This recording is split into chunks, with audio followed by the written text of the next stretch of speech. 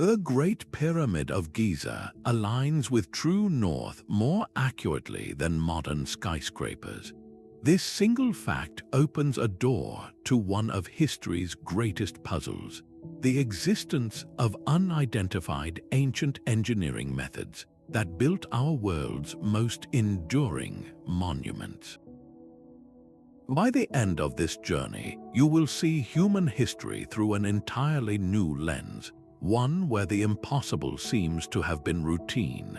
How did civilizations without advanced technology move stones heavier than military tanks, or carve entire cities from mountain tops with near-perfect precision?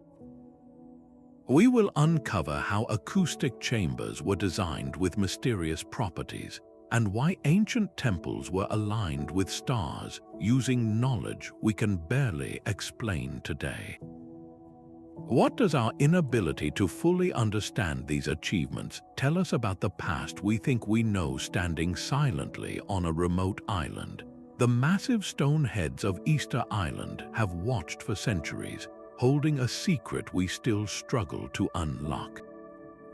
How did a civilization without wheels or draft animals move these colossal statues, some weighing over 80 tons, across miles of rugged terrain? This is not merely a question of forgotten tools, but a profound example of what we term unidentified engineering methods. These are the techniques visibly etched into our world's oldest and most durable structures, yet they exist without clear historical records or explanations that satisfy our understanding of the technology available at the time. We see the results, but the process remains a ghost, a gap in our knowledge that challenges the very timeline of human innovation. Look at the Inca walls of Saxehuaman in Peru, where stones weighing over 100 tons are fitted together in a complex, interlocking puzzle. The joints are so exact, so flawless, that the precision rivals modern machining. Yet the builders left behind no blueprints, no written accounts of their methods, only the silent, staggering proof of their work. These are not just ancient ruins, they are persistent questions carved in stone. What if our assumptions about the past are incomplete?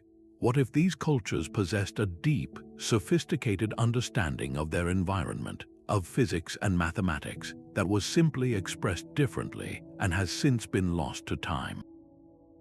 This foundational mystery is the very ground we walk on as we begin to explore the world's greatest engineering wonders. The Great Pyramid stands as a mountain of unanswered questions, a structure so immense it defies simple explanation. It is built from around 2.3 million stone blocks, each one averaging 2.5 tons, a weight comparable to a large automobile. Yet within its heart lie even greater giants, granite beams used in the burial chamber that tip the scales at a staggering 80 tons. The first puzzle is how they were even quarried. The primary tools of the era were copper, a metal too soft to efficiently cut the immense limestone and granite used. The evidence of how they managed this feat has simply not survived, pointing toward a method we have not yet identified. Moving these stones presents the next great mystery. Transporting a 2.5-ton block across miles of desert would be a monumental task even today without heavy machinery.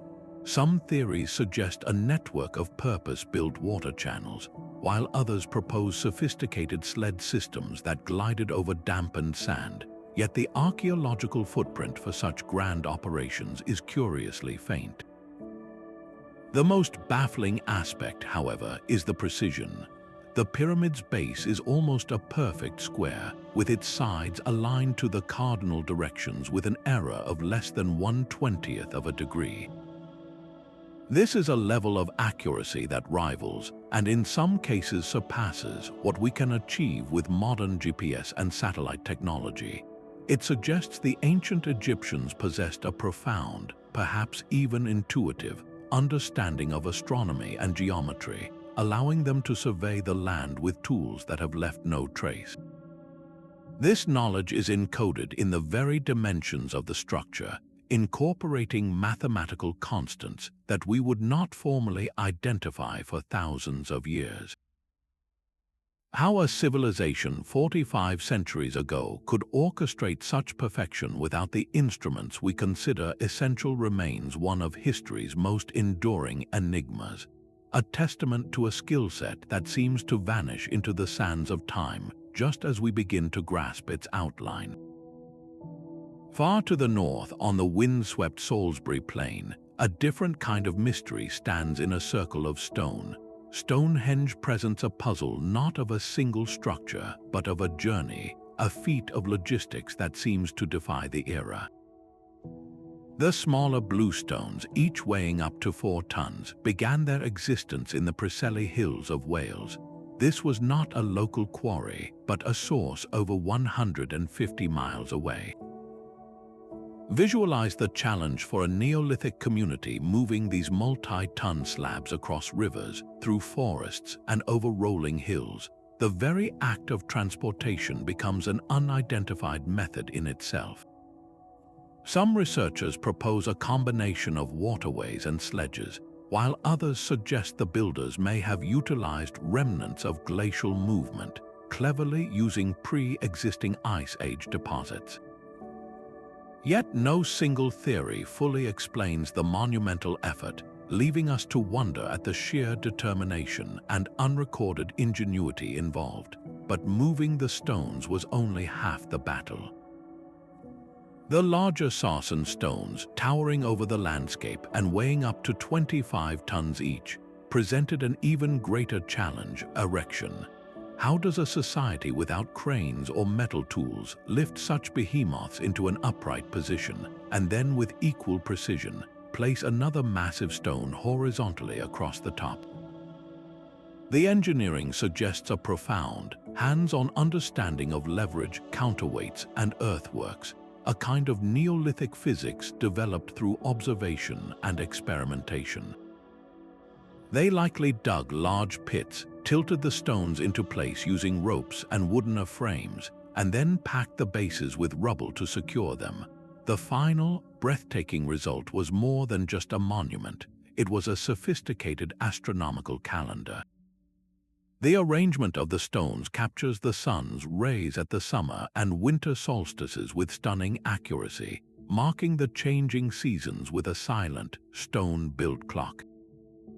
Recent discoveries of large nearby settlements hint at the complex social organization required, a society capable of feeding and housing a workforce dedicated for generations to a single, visionary project. The true unidentified method here may not be a single tool, but the collective knowledge and social cohesion that allowed a prehistoric people to orchestrate a landscape in perfect harmony with the heavens. High on a razorback ridge in the Andes, the city of Machu Picchu clings to the clouds. For the Inca engineers who conceived it, this was not a hostile location to be conquered, but a living partner in their grand design. Their first monumental task was to reshape the mountain itself. They carved the steep, unstable slopes into hundreds of terraces, a cascading staircase of agricultural land. But these were far more than just flattened fields for growing crops. Each terrace was a masterpiece of foundational engineering, built with deep layers of crushed stone for drainage, topped with gravel, and finished with rich soil. This complex subterranean filtering system prevented water from accumulating and triggering catastrophic landslides, a solution so effective that these structures have held the mountain in place for over 500 years. How did they possess such a profound understanding of hydrogeology and soil mechanics, knowledge we would typically associate with a much later era? Their methods for shaping stone are even more baffling. The granite blocks of Machu Picchu were quarried on site, yet they were shaped with a precision that defies logical explanation. Without iron tools or the wheel, they somehow cut and dressed these immense stones so that they fit together in a complex, interlocking puzzle. The joints are so exact that you cannot slip a credit card between them. This technique, known as ashlar masonry, did not use mortar. Instead, the perfect fit itself provided the structure's legendary strength. During an earthquake, the stones are designed to dance, to shift and settle back into place without collapsing. Modern structural engineers study these walls with a sense of awe, recognizing a sophisticated understanding of seismic forces that we are only now fully appreciating. But this leads to the final logistical mystery. How were these massive granite blocks, some weighing many tons, moved and positioned across such a precipitous and complex building site? The absence of wheels or large draft animals suggests a symphony of human power, using earthen ramps, rope levers, and perfectly coordinated teams. The true unidentified method here may be the social technology, the ability to organize and execute a plan of such intricate complexity high in the thin air of the mountains. This was not merely construction, it was a form of architectural alchemy, turning raw stone and a formidable landscape into a sacred, enduring sanctuary. Deep within the rose-red canyons of southern Jordan, the city of Petra emerges as if grown from the stone itself. While its breathtaking tombs carved directly into cliff faces are legendary, the true genius of the Nabateans lay hidden beneath their feet and channeled through the rock. In a landscape defined by arid desert and sudden, violent flash floods, they engineered a miracle of survival, a hydraulic system that sustained a population of 30,000 people. Their mastery over water in such an unforgiving environment stands as one of the ancient world's most brilliant, unidentified engineering methods. They did not simply build in the desert, they rewrote its rules. The entire city was designed as a massive water collection and distribution network. They carved intricate channels and gutters along the tops of the cliffs, diverting the destructive energy of seasonal rains. These channels fed into a complex system of over 200 cisterns, carved deep into the bedrock, which stored millions of gallons of water for the long dry seasons. Their understanding of the local geology was so profound that they could pinpoint the exact locations where water could be captured and retained. But the sophistication goes even deeper. They lined these channels and cisterns with a unique, impermeable cement to prevent precious water from seeping back into the porous sandstone. They engineered ceramic pipelines with narrow, tapered openings that functioned as pressure release valves, a clear application of fluid dynamics that prevented their system from bursting under the strain of a sudden influx. How did a civilization from the 4th century before the Common Era develop such an advanced understanding of hydraulics without modern surveying tools? They mapped a watershed of over 100 square miles, guiding water through narrow canyons and into the heart of their city with the precision of a modern public works department. This was not mere construction, it was a deep, symbiotic conversation with the environment. The Nabateans did not conquer their desert home, they listened to it, and in doing so, they created an oasis of enduring life where none should logically exist. The silent avenues of Teotihuacan are laid out with a precision that speaks to the heavens. This vast Mesoamerican metropolis, with its grand avenue of the dead, is not randomly oriented. It is meticulously aligned 15.5 degrees east of true north, pointing directly toward the sacred peak of Cerro Gordo. How did its planners, without written records or theodolites, achieve such a perfect celestial bearing across an entire urban landscape? This was more than city planning, it was cosmology written in stone and earth. The very dimensions of its structures hold mathematical secrets. The Pyramid of the Sun embodies a sophisticated understanding of geometry, its proportions carefully calculated to reflect celestial cycles and fundamental constants. The builders encoded a deep awareness of their universe into the pyramid's form, creating a permanent connection between the earth and the sky. But one of the most puzzling discoveries lies hidden within its construction. Between the pyramid's levels, archaeologists found thick layers of mica, a mineral known for its remarkable properties as an electrical and thermal insulator. This is not a local material. The specific type of mica used was traced to sources in Brazil, thousands of miles away. Why go to such extraordinary lengths to incorporate this particular mineral? Its presence suggests an application, a purpose, that modern science has yet to fully decipher, pointing toward knowledge we do not typically attribute to ancient American civilizations. Beyond the celestial alignments and enigmatic materials, Teotihuacan was a marvel of practical engineering. Its sophisticated drainage and water distribution systems sustained a population that may have exceeded 100,000 people. A complex network of channels and underground conduits managed rainwater and runoff, preventing flooding and ensuring a stable water supply. This was civil engineering on a monumental scale, a feat of logistics and hydraulic understanding that allowed the city to thrive for centuries. The unidentified method here is the holistic vision that seamlessly wove together astronomy, material science, and urban infrastructure. Every street, every pyramid, every water channel was part of a single, grand design guided by cosmological principles we are still striving to comprehend. This pattern of a profound connection to the cosmos, of building in harmony with celestial bodies, is a thread that appears again and again across the ancient world.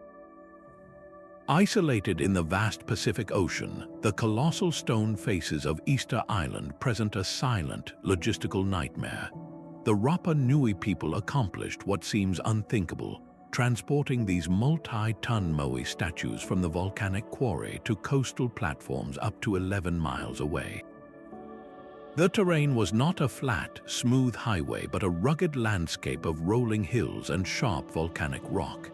How they moved these giants, some weighing over 80 tons, without wheels, without draft animals, and without large timber resources, is the heart of the enigma. The unidentified transportation method has sparked numerous theories. One suggests an elaborate system of wooden sledges and log rollers, a method that would have consumed vast quantities of the island's precious trees. Another, more controversial idea is the walking method, where teams of people used ropes to rock the statue from side to side, creating a shuffling, upright gait that could have propelled it forward. Recent experiments have shown that surprisingly small groups can move large replicas this way, a compelling demonstration of physics and human coordination. Yet, whether this was the actual method used centuries ago remains unproven, a ghost of a technique lost to time. But moving the moai was only half the battle. Once at the coast, the engineering challenge intensified. How did they raise these colossal figures onto their stone platforms, the ahu, without cranes or modern machinery? This act of vertical placement required another layer of sophisticated, unwritten knowledge, likely involving ramps, levers, and the coordinated effort of many hands. Beyond the movement and erection lies the manufacturing mystery. Each moai was carved directly from volcanic tuff using only stone tools, yet they exhibit a remarkable consistency in their stylized features across hundreds of statues. This was not random artistry, it was a controlled, repeatable production process. What kind of organizational systems and shared engineering knowledge allowed this isolated culture to complete such monumental projects, generation after generation? Their profound isolation makes their achievements not just impressive, but a stunning testament to the unique human capacity for innovation against all odds. This capacity for innovation, for bending the very earth to a collective will, echoes in another ancient wonder, one built not in isolation but at the heart of a vast and powerful empire. The sprawling stone temples of Angkor Wat rise from the Cambodian jungle, but their true genius lies not just in what stands above the ground, but in what flows beneath it. This was the heart of a hydraulic metropolis, an empire built on water. The Khmer engineered one of the most extensive pre-industrial water systems on Earth, a network of canals, reservoirs, and moats that covered hundreds of square miles. How did they achieve such precise control over elevation across this vast landscape, ensuring life-giving water reached every field and neighborhood? The system relied on a subtle, gravity-fed design of breathtaking complexity.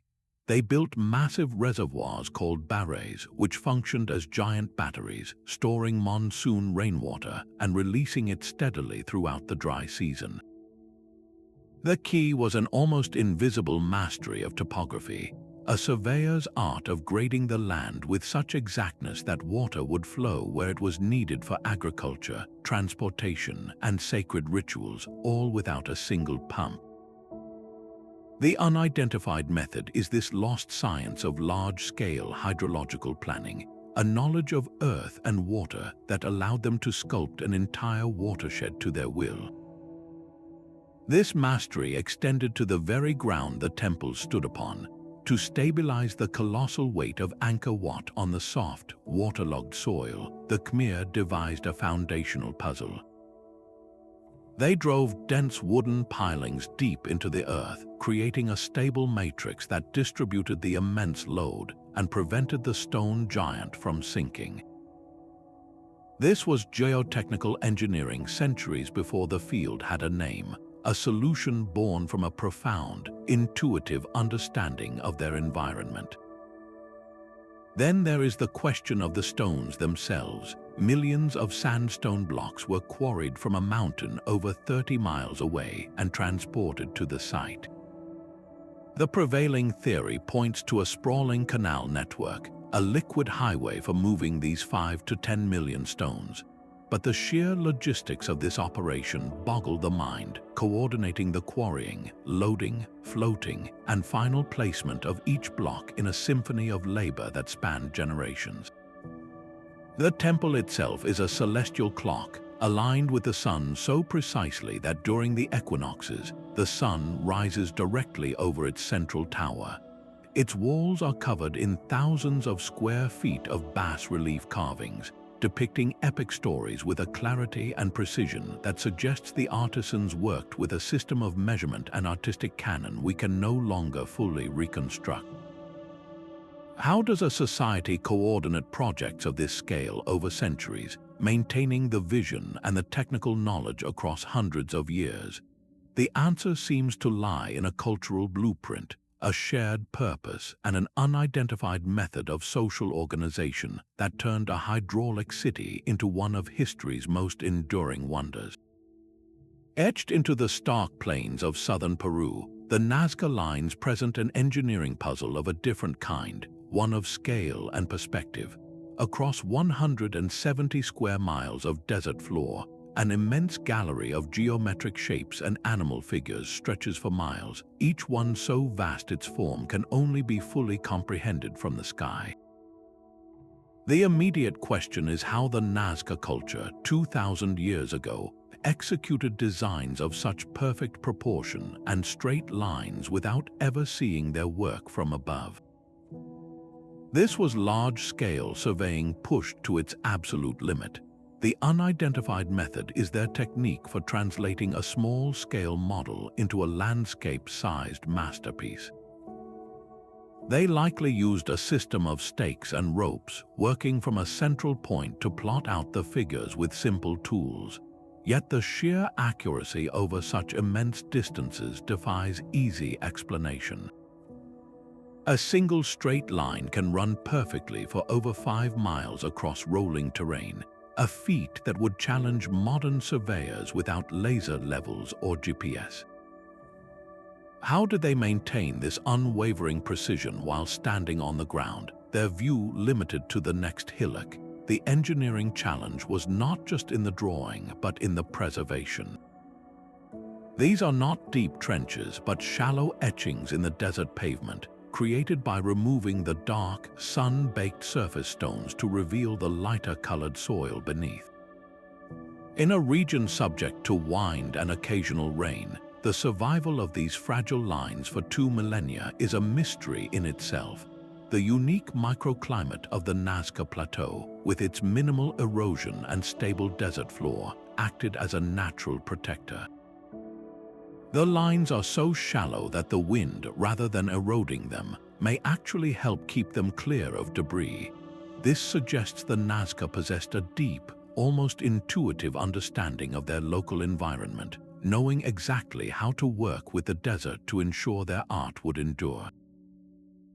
The true unidentified method, however, lies in the mathematics. To create a 300-foot-long monkey with a perfectly coiled tail, or a hummingbird whose wings are symmetrically perfect, required an advanced grasp of geometry and scaling that we do not typically attribute to cultures of that era. It points to a shared, codified knowledge, a cultural blueprint that allowed teams to work in concert on different parts of the same figure, confident that every line would meet in perfect harmony. This was not random scratching in the sand. It was a deliberate, calculated, and breathtakingly ambitious project to turn the entire landscape into a permanent, sacred canvas. The legacy of Rome stands not only in its laws and legions, but in a substance that seems to defy time itself. While the Mediterranean Sea has battered coastlines for millennia, it has only strengthened the Roman harbors built within it. This is the mystery of Roman concrete, a material that grows more resilient with age, especially when submerged in seawater. Modern concrete, by stark contrast, begins to deteriorate in saltwater within mere decades. The Romans achieved this marvel through a specific, almost alchemical recipe. They mixed lime and volcanic ash, known as pozzolana, with chunks of volcanic rock, and then used seawater to bind it all together. The chemical reaction that followed was a long-term process, one that modern science has only recently begun to decode. When seawater percolates through the concrete, it slowly dissolves the volcanic ash and lime, allowing them to recombine into new, incredibly robust minerals. One of these, a rare crystal called aluminous tobamorite, forms within the concrete's fabric. These interlocking plates reinforce the material, blocking the growth of cracks and actually making the entire structure harder over the centuries. We can identify the components, but reproducing the exact manufacturing process, the specific conditions and sequence of mixing, remains an elusive goal for today's material scientists. This suggests an unidentified method born from generations of practical experimentation, a hands-on material science developed without a single textbook on chemistry. The application of this knowledge is just as staggering as its composition. Consider the Pantheon in Rome, its magnificent dome still the world's largest unreinforced concrete dome, nearly 2,000 years after it was built. How did they transport the vast quantities of raw materials, mix this special concrete, and then lift it into a perfect, self-supporting hemisphere high above the ground? The engineering knowledge required to calculate the stresses and to construct the complex wooden frameworks for the poor seems incredibly advanced for the era. This was not a lucky accident. It was the result of a deep, systemic understanding of materials and physics, a technological peak that would not be reached again for over a millennium after the Roman Empire's decline. The true unidentified method here is not just a lost formula, but the entire cultural ecosystem of innovation that developed, perfected, and then ultimately let slip one of the most durable building technologies our world has ever known. 5,000 years ago, on the small Mediterranean islands of Malta, a society with no metal tools achieved the seemingly impossible. They quarried, transported, and erected colossal limestone blocks, some weighing 20 tons, to build dozens of sprawling temple complexes. The sheer scale of their ambition in such an isolated location, with limited resources and manpower, presents a profound logistical puzzle. How did they move these multi-ton stones across the island's rugged, hilly terrain? Without wheels or draft animals, the methods they devised have left almost no trace, pointing to a highly specialized, unidentified engineering culture developed in complete isolation. The temples themselves reveal a startling architectural genius. The builders mastered a technique known as corbelling, carefully stacking stones in gradually overlapping courses to create stable, domed ceilings and enclosed spaces. This was a sophisticated understanding of weight distribution and structural integrity, a form of Neolithic engineering that would not appear in other parts of the world for many centuries. What drove this precocious innovation on a tiny archipelago?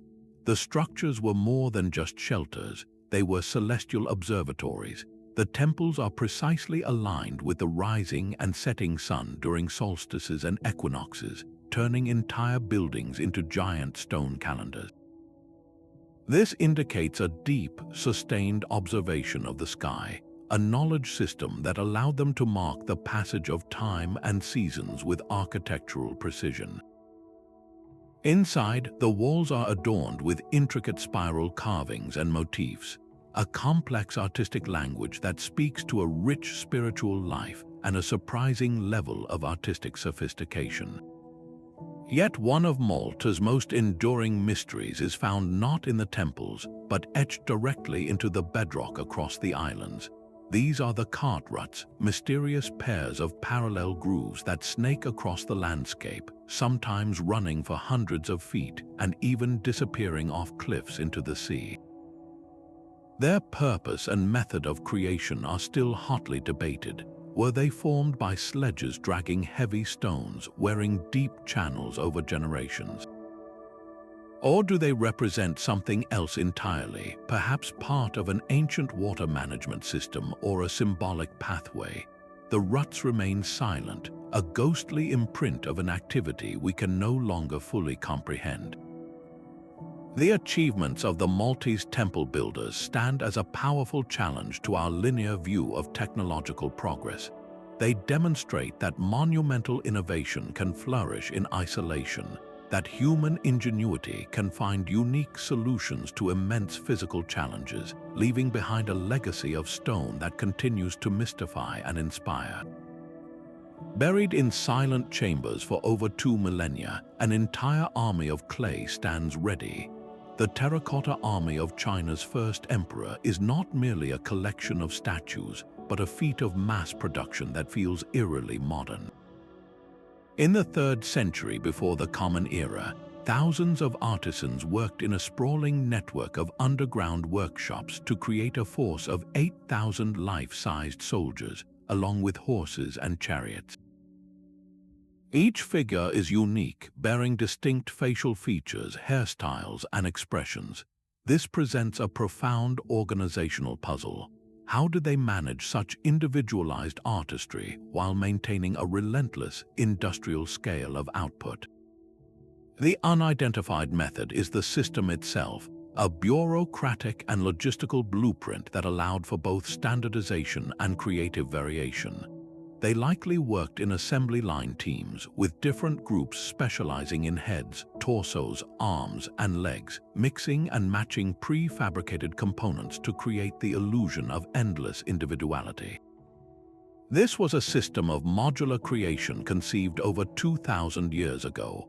The manufacturing challenges were immense, creating a life-sized human figure from clay and firing it in a kiln without it cracking or exploding is a monumental task even for today's ceramists. The artisans used a specific local clay, mixing it with quartz and sand to create a durable body. They built the figures from the ground up using coiled strips of clay, a technique that allowed for even drying and reduced internal stresses. The firing process was a masterclass in thermal management. The kilns had to reach and maintain a consistent, high temperature for days on end, a delicate operation requiring constant supervision and an advanced understanding of airflow and fuel. But the mysteries do not end with the soldiers themselves. The bronze weapons they carried, swords and crossbow triggers, reveal another layer of advanced, unidentified knowledge. Many of these metals were coated with a thin layer of chromium oxide, a form of chromium plating that should not have been possible with the known technology of the age. This treatment prevented the weapons from corroding over 2,000 years, leaving them remarkably pristine when discovered. How did they develop such a sophisticated electrochemical process?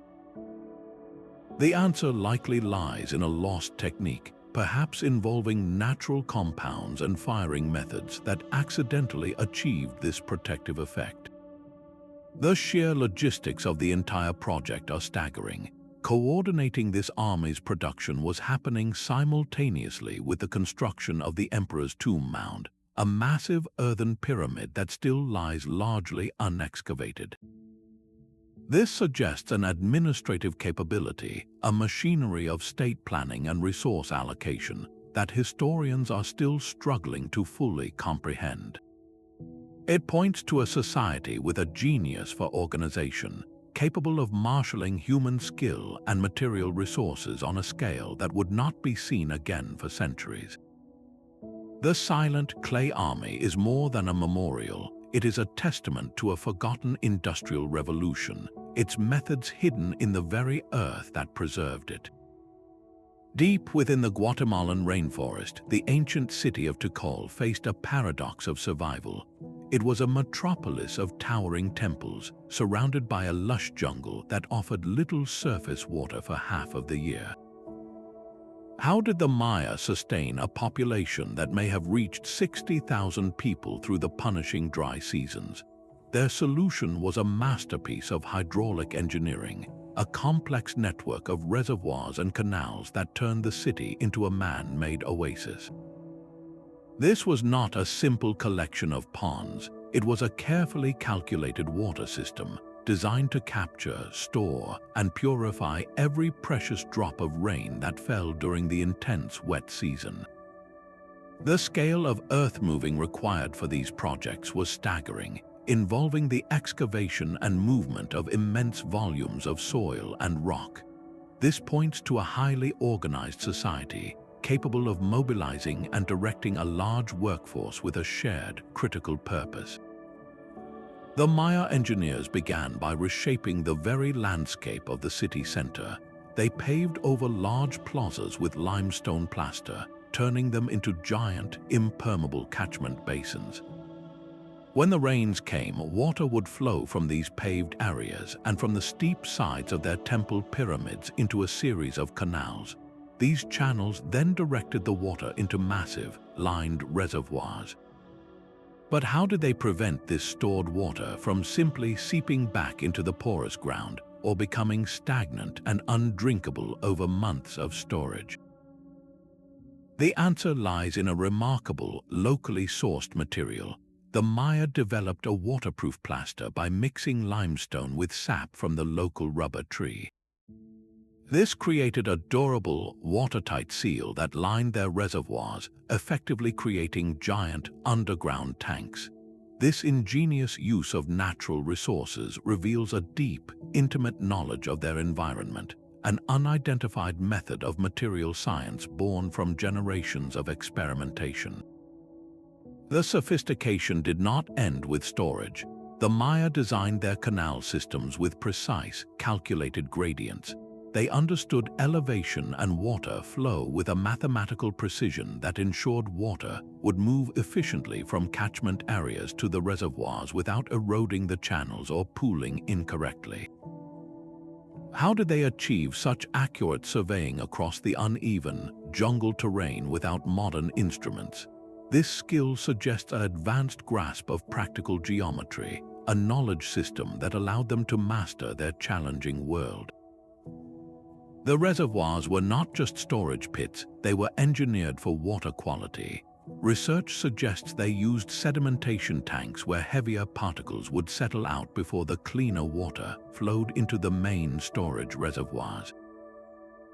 This attention to public health, this understanding of hydrology and filtration, allowed Tikal to thrive for centuries in an environment that should have been impossibly difficult for a large city.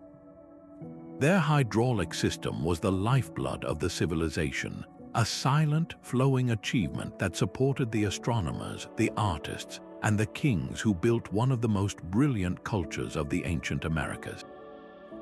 The coast of Brittany is home to a silent, sprawling army of stone. Nearly 3,000 weathered megaliths stand in eerie, parallel rows, a forest of granite stretching for 2.5 miles across the landscape. These are the Karnak stones, erected by a Neolithic society 6,500 years ago. The immediate, overwhelming question is how a community from such a distant era managed to source, transport, and position these multi-ton stones with such geometric precision.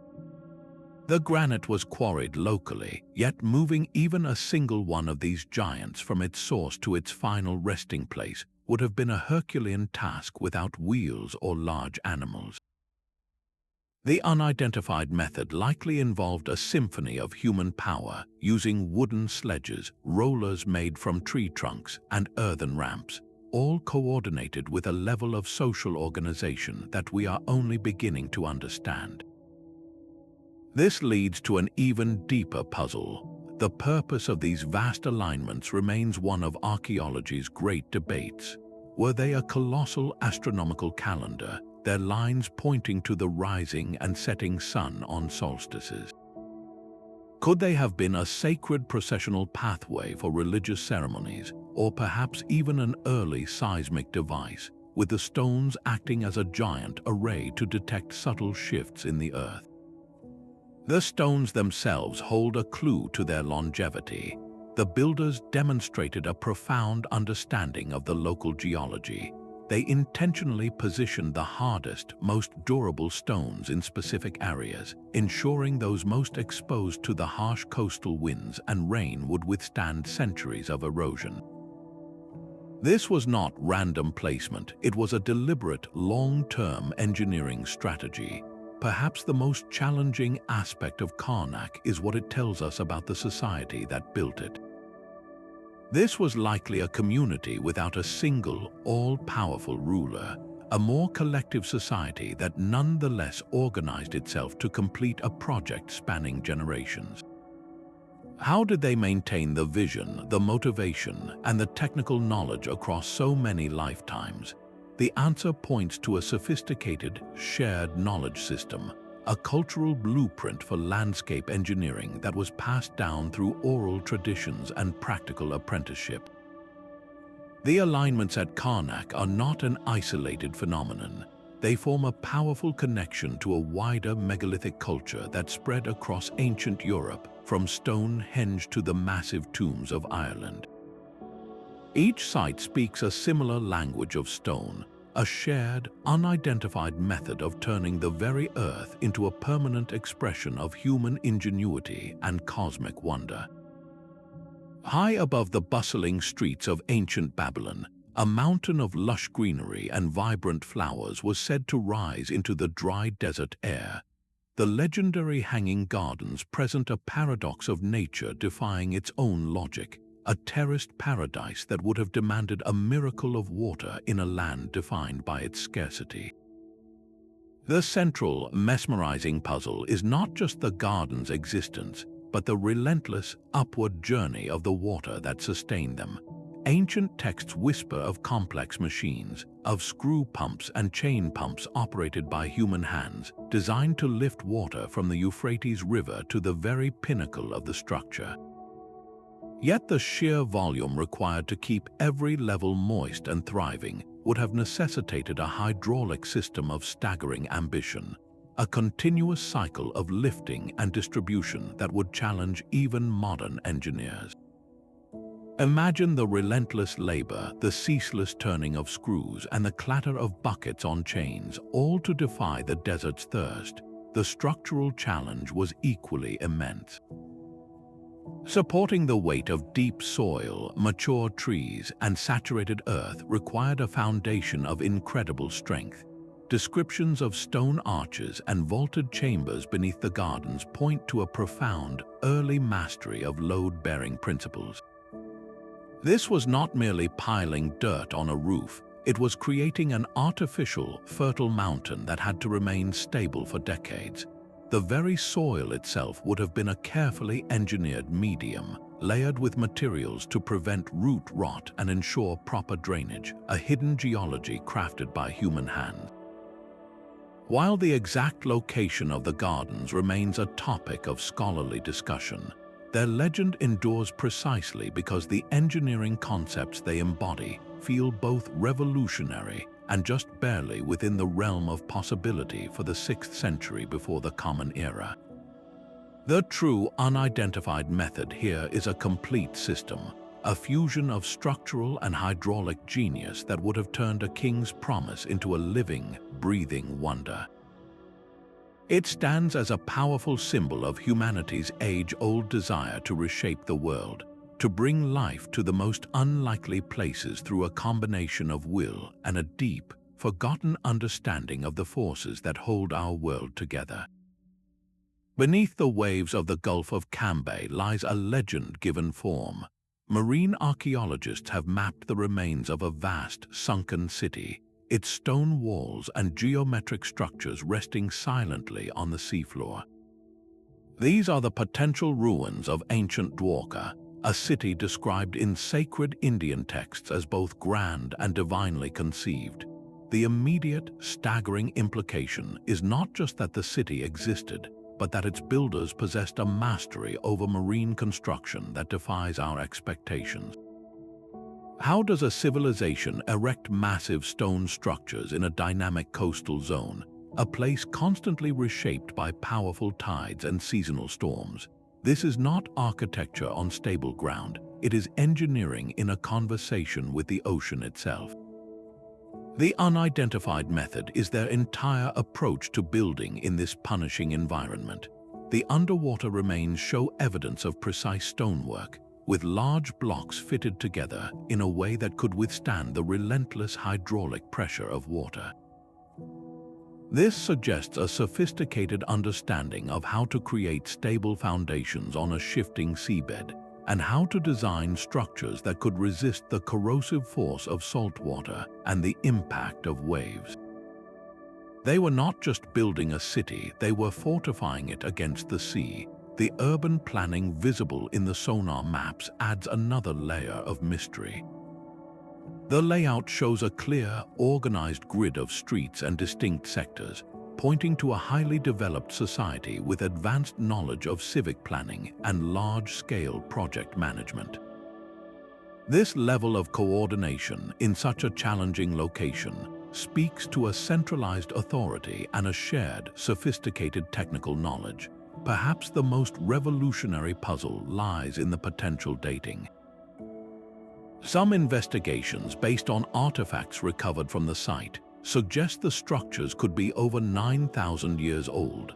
If verified, this would not merely push back the timeline for urban development in the region, it would shatter it, placing a complex maritime metropolis in an era we currently consider prehistoric.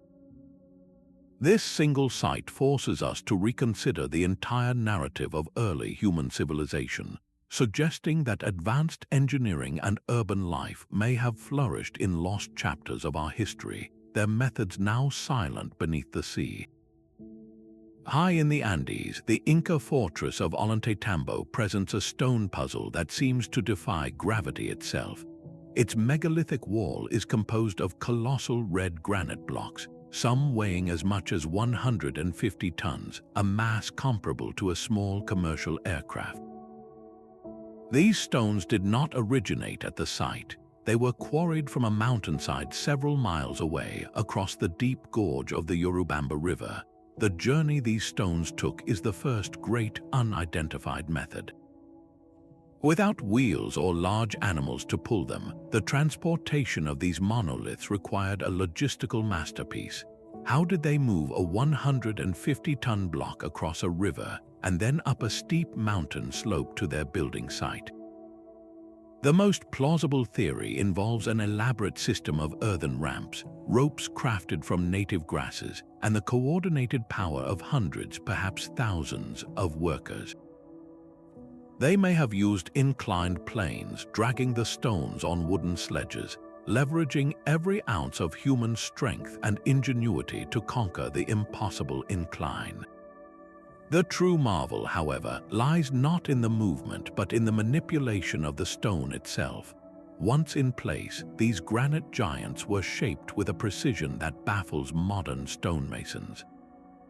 The blocks are not simple rectangles. They feature complex, multi-angled faces, with precisely cut protrusions and recesses that interlock with their neighbors like a three-dimensional jigsaw puzzle. This was not just stacking, it was a form of stone knitting, creating a wall so unified that no mortar was needed or even possible to fill the seams. The joints are so exact that they are often completely airtight, a testament to a level of craftsmanship we struggle to replicate even with diamond-tipped tools today. This technique provided the structure with its legendary resilience. The walls are built with a slight inward lean and feature trapezoidal shapes for doors and windows, a brilliant architectural adaptation to the seismic forces of the Andes. During an earthquake, this design allows the stones to shift and settle back into place, dancing with the earth rather than fighting it. What kind of knowledge system allowed the Inca to achieve this? It was a profound, tactile understanding of material, geometry, and physics, a peak of ancient engineering where stone was not just built with, but seemingly conversed with, resulting in a fortress that has withstood centuries of tremors as a silent witness to a lost technological art. The Roman temple complex at Baalbek presents a challenge so immense it borders on the unbelievable. 3 foundation stones, each weighing roughly 800 tons, form a platform that has supported the structure for 2,000 years. That weight is comparable to 2 fully loaded jumbo jets. Yet in a nearby quarry rests an even more colossal block, a 1,000-ton monolith that was cut but never moved. The first unidentified method is the quarrying itself. How did Roman engineers, even with iron tools, manage to carve such perfectly squared mega stones from the living bedrock? The precision of the cuts is astonishing, with clean, sharp angles that suggest a technique far beyond simple hammer and chisel work. Some researchers suggest they may have used a system of channels and wooden wedges, swelling the wood with water to fracture the stone along precise lines. But the scale of these operations and the flawless results point to a lost art of megalithic extraction. Moving these stones is the next, even greater puzzle. The journey from the quarry to the temple site was nearly a mile over uneven ground. How do you transport a 1,000-ton block, a mass that would test the limits of modern cranes and transport vehicles? The Romans likely employed a system of massive sledges running on lubricated wooden tracks, pulled by thousands of laborers and oxen in a coordinated effort of breathtaking scale. They may have built temporary roads reinforced with stone, a colossal infrastructure project just for a single delivery. The final, breathtaking step was the placement. How did they lift these 800-ton foundation stones and lower them into position with millimeter precision? This likely involved the construction of enormous earthen ramps, complex systems of ropes and pulleys and levers, all orchestrated with a profound understanding of physics and teamwork. The entire process represents the absolute extreme of ancient stone-moving technology, a peak of logistical and engineering prowess that was never surpassed in the ancient world. The silent, unmoved block in the quarry stands as a permanent question, a testament to an ambition that even the mighty Romans could not always fulfill. The stone walls of Great Zimbabwe rise from the southern African landscape as a testament to a forgotten architectural genius. Built by the Shona civilization over 800 years ago, these massive enclosures were constructed without a single drop of mortar, relying instead on the perfect fit of thousands of irregular granite blocks. The builders worked with the material their land provided, quarrying local stone and shaping it with a technique that remains elusive. they did not force the granite into uniform bricks. Instead, they mastered its natural form, selecting and dressing each block so that it locked seamlessly with its neighbors, creating a complex, interlocking puzzle that has withstood centuries of weather and time. The joints are so precise that the walls, some reaching 36 feet high and 20 feet thick, possess a natural flexibility, allowing them to shift and settle without collapsing. This was an engineering philosophy deeply in tune with the local environment, a method developed in isolation that understood the properties of granite on an intimate, practical level. The entire complex reveals a sophisticated vision of urban planning, with distinct areas designated for royal residence, public ceremony, and daily living, all integrated into a cohesive, flowing design. At the heart of this stone city stands its greatest enigma, a solid conical tower built with the same meticulous dry stone technique. Its purpose is unknown, its flawless, curved form a silent question mark regarding the Shona's symbolic and architectural knowledge. The enduring legacy of Great Zimbabwe directly challenges outdated colonial narratives that once refused to believe such monumental achievement was possible in pre-colonial Africa. This was not the work of outside influences, but the pinnacle of local innovation, a powerful reminder that advanced engineering can emerge from any corner of the globe when human ingenuity meets the materials at hand. Beneath the clear, blue waters off Japan's Yonaguni Island lies a formation that blurs the line between geology and architecture. Massive stone terraces descend into the deep, their surfaces marked by unnaturally straight edges, sharp right angles, and what look unmistakably like steps and platforms carved from solid rock. The entire structure is colossal, stretching over 160 feet long and 90 feet wide. A sunken monolith that some researchers argue is the work of human hands from a time when sea levels were dramatically lower. The central, haunting question is not just what it is, but how it could have been made. Working with this hard sandstone would have been a formidable challenge on dry land for a prehistoric culture, but the possibility of shaping it underwater, or during brief windows of exposure between ice ages, introduces an engineering puzzle we have no record of. The formations exhibit features that are rare in nature, like perfectly parallel walls and corners that meet at precise 90-degree angles. Could relentless ocean currents and seismic activity alone sculpt such geometric perfection, or does this site preserve the faint, weathered signature of a lost coastal engineering tradition? If human-made, the project would have required not only advanced stone-working skills, but also a sophisticated understanding of the rising seas, a community organizing to erect a monumental structure with the full knowledge that the ocean would eventually claim it. This marine mystery pushes the boundaries of our historical timeline, suggesting that ancient human endeavors may be hidden not in lost cities, but on drowned coastlines across the globe, their methods as silent and deep as the sea that now guards them. Looking down from the heights above Cusco, the fortress of Saxehuaman presents a puzzle of impossible fitting. Its walls are a tapestry woven from stone, with colossal limestone blocks weighing up to 200 tons each, all interlocked in a complex jigsaw-like pattern without any mortar. The joints are so seamless, so exact, that you cannot force the blade of a knife between them. This is not simple stacking. It is a form of architectural alchemy where stone seems to have been made fluid and then solidified again. The unidentified method at the heart of this marvel is the cutting and shaping process itself. How did the Inca stonemasons, without iron tools or the wheel, achieve such a perfect fit between these irregular, polygonal giants? Some researchers point to a patient, percussive technique, suggesting they used hammer stones, other dense rocks, to repeatedly pound the surfaces, gradually grinding them down until they matched their neighbors with flawless precision.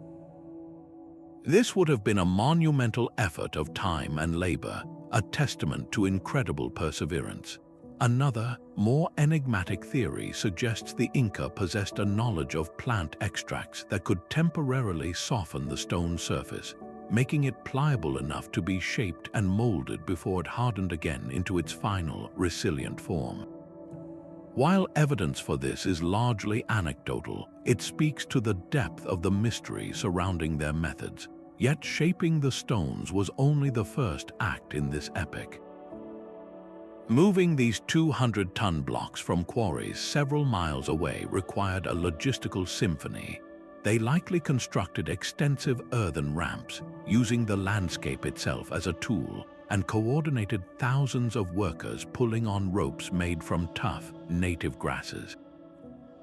The rhythmic, coordinated effort of these teams could have guided the stones on wooden rollers, inching them up slopes to their final defensive positions. The architectural design reveals a mind that understood both warfare and the Earth's tremors. The walls lean inward, a subtle gravitational embrace that adds stability, while the complex interlocking of the blocks allows the entire structure to shift and settle during an earthquake, rather than cracking apart. What kind of knowledge system enabled such remarkable stonework?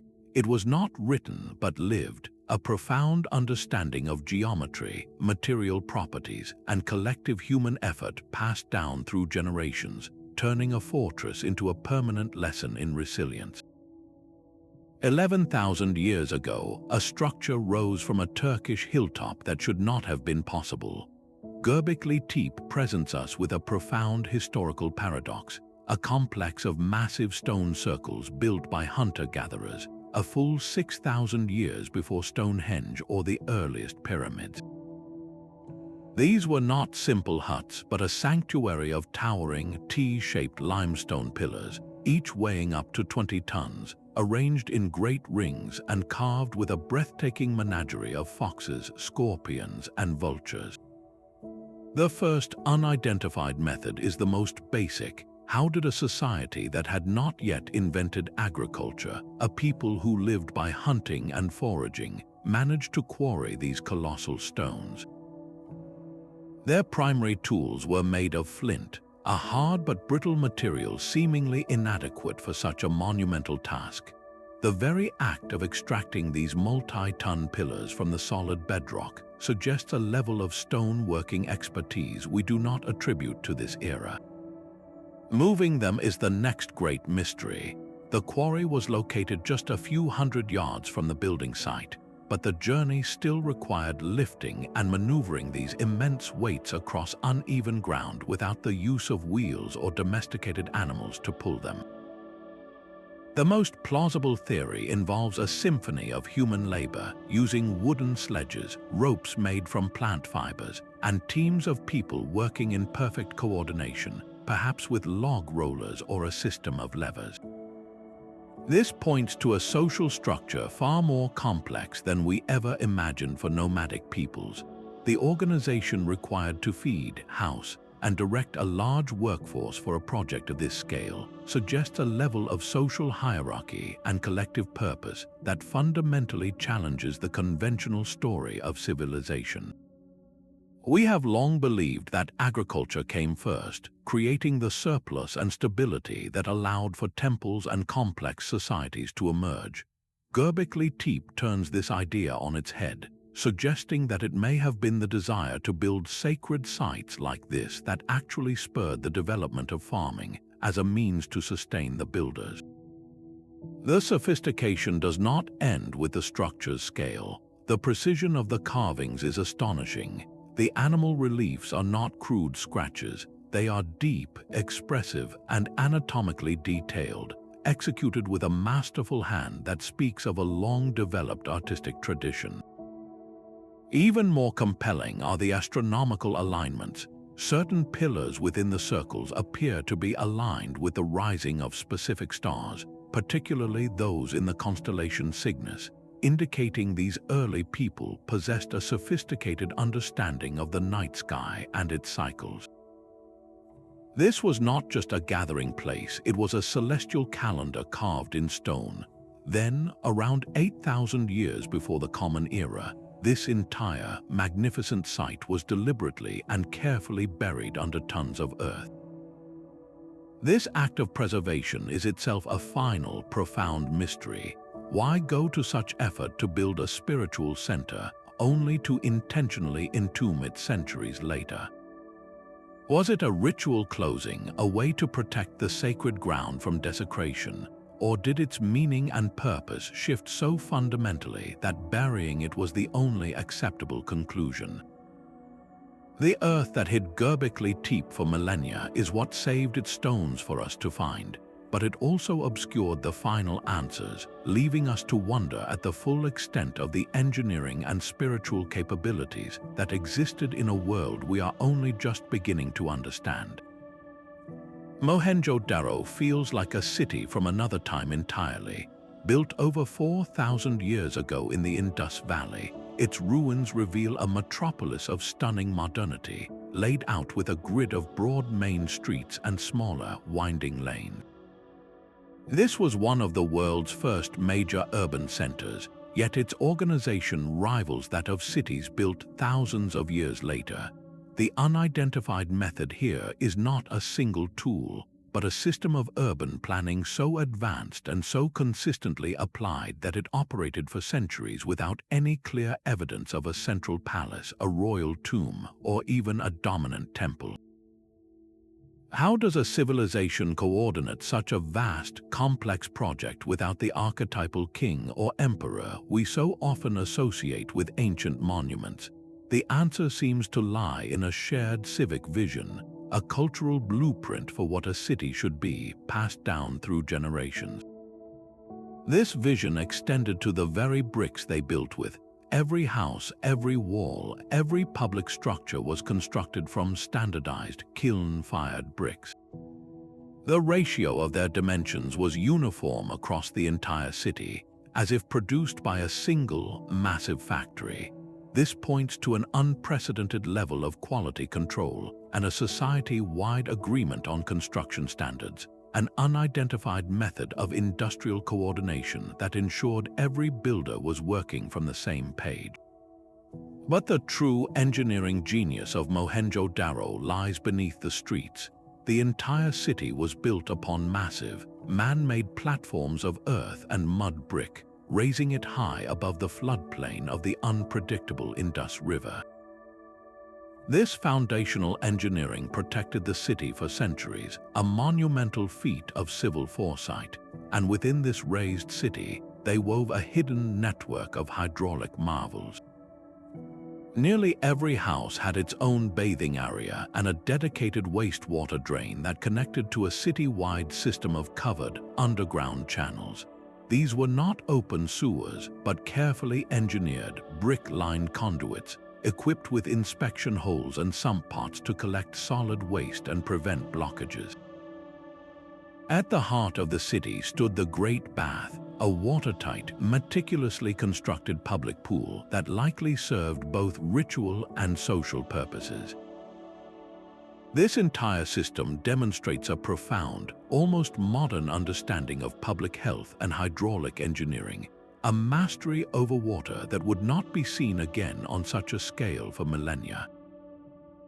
How did they achieve this so early, and why did this remarkably advanced, peaceful, and meticulously planned civilization eventually fade from history, leaving behind only the silent, perfect geometry of its streets and the ghost of its flowing water? A single man, barely over 5 feet tall and weighing just 100 pounds, achieved what should have required a team of engineers with heavy machinery. In the first half of the 20th century, Edward Leedskalnin single-handedly moved and carved over 1,000 tons of coral rock to build his enigmatic coral castle in Florida. Working mostly at night and shrouding his efforts in secrecy, he managed to quarry, shape, and position immense blocks, some weighing as much as 30 tons. His tools, as witnessed by the few who saw him work, appeared to be nothing more than simple tripods, chains, and hand-made implements fashioned from old automobile parts.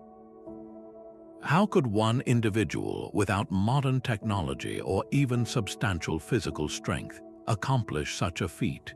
Leedskalnin himself claimed he had rediscovered the building secrets of the ancient Egyptians, the very same principles used to construct the pyramids.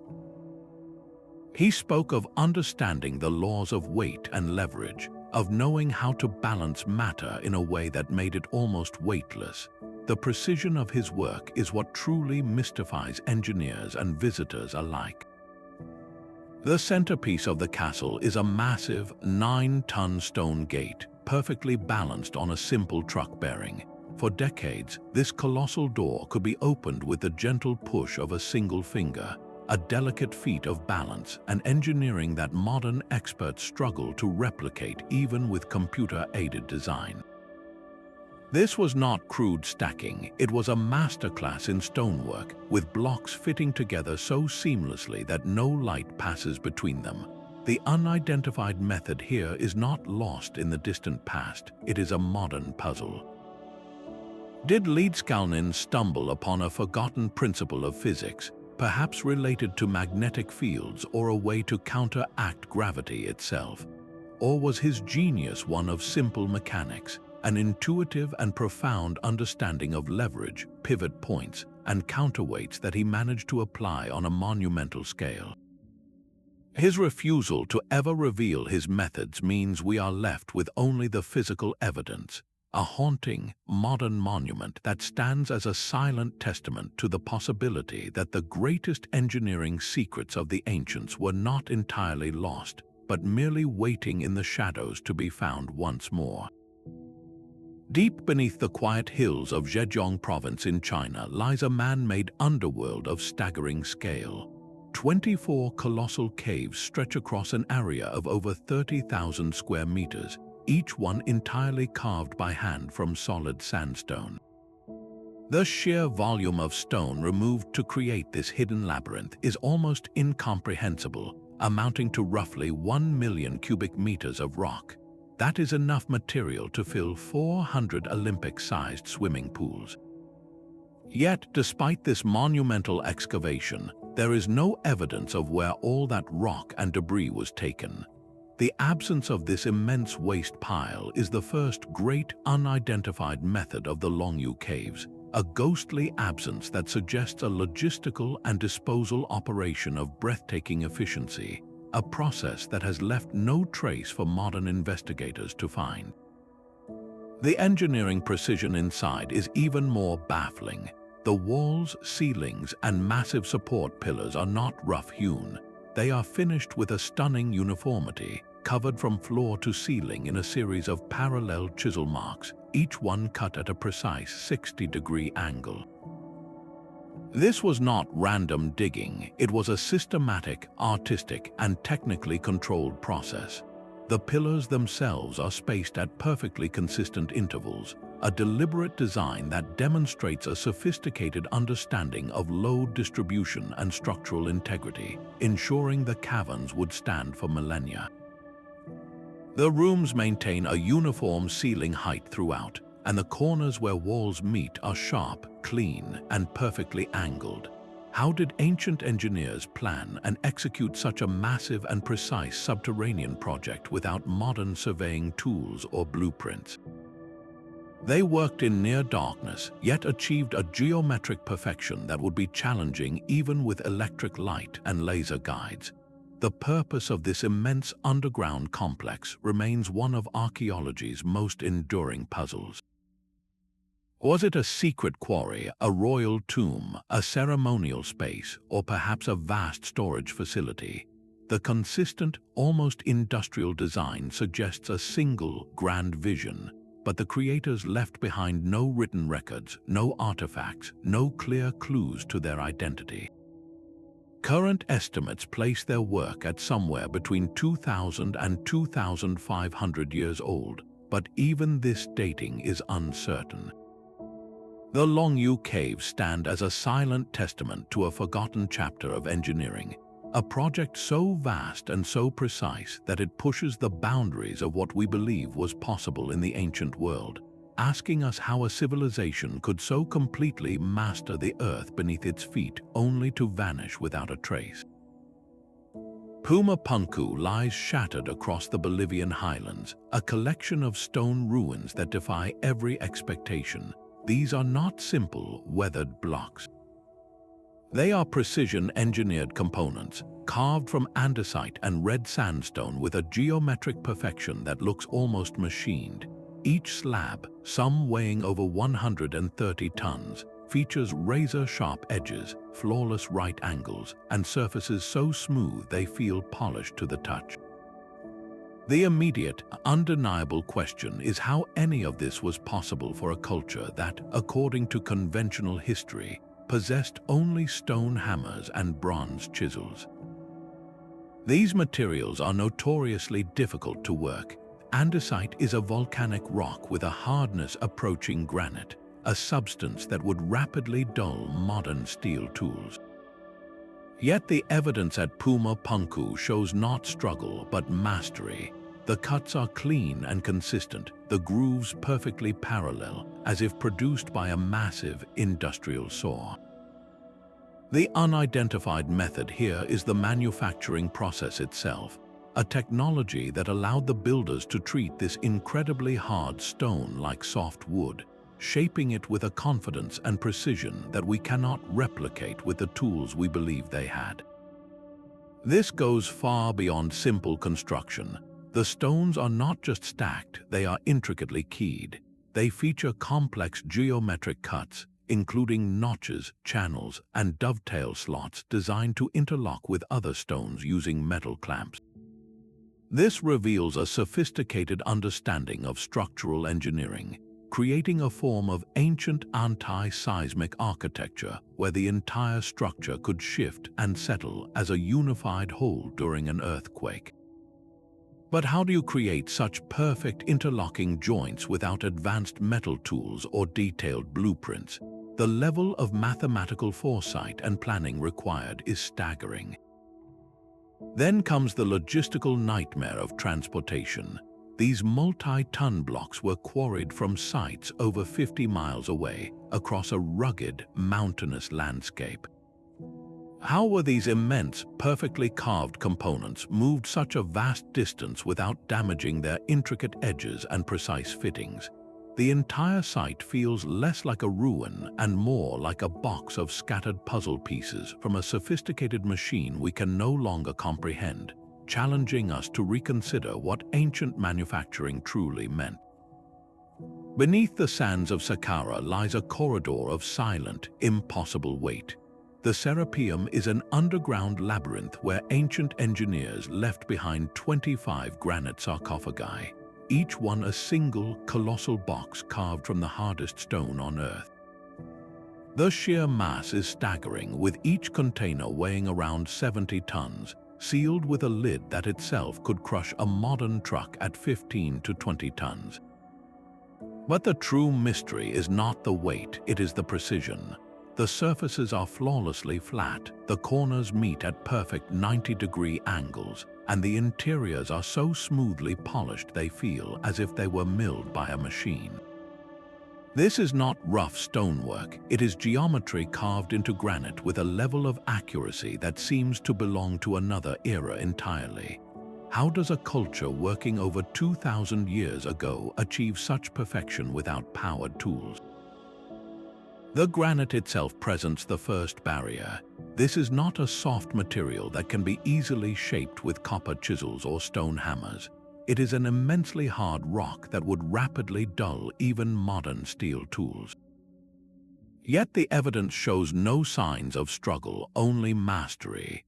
The walls of each sarcophagus maintain a consistent thickness, and the proportions are mathematically precise, suggesting the builders worked from a standardized plan and possessed a method for executing it with unwavering repeatability. This points to a lost manufacturing process, an unidentified method for cutting and finishing stone that has left no clear evidence behind. Then comes the puzzle of placement.